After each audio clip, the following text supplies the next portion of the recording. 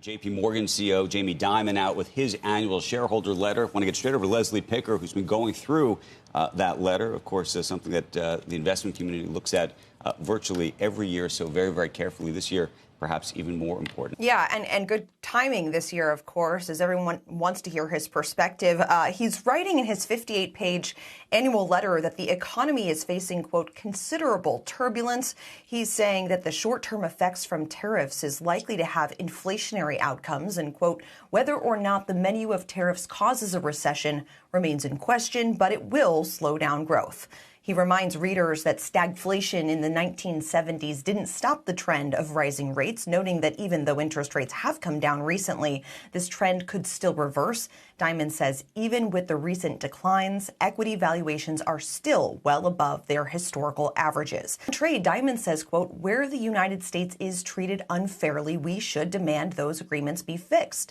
He says America first is fine, as long as it doesn't end up being America alone. Much of the letter really entails policy recommendations on everything from tax and fiscal policies to education and healthcare reforms to building more housing and infrastructure. And he also lists issues that he thinks is causing, quote, legitimate frustration and anger in the country today, including, quote, uncontrolled immigration, income and education inequality, culture wars, bureaucracy, and polarization that's amplified by media and social media. And he said that by enacting policy reforms to resolve these issues, GDP would grow by over 3% a year, guys. Wow.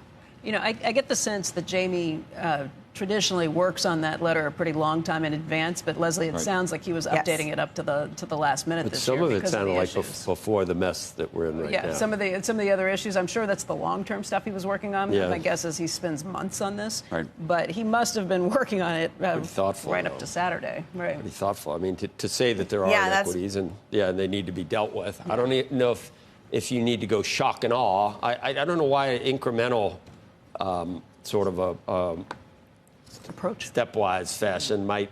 He just doesn't. He doesn't know that patience. Homie, don't play that. Yeah. Right.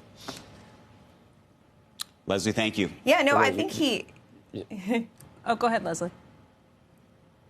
Oh, I was just going to say, Becky, you're right. He works on this letter for a very long time. He writes it himself, is my understanding. But the current environment is so dynamic. It's pretty certain that, yes, he was making edits and adjustments to reflect the current environment with tariffs. Absolutely.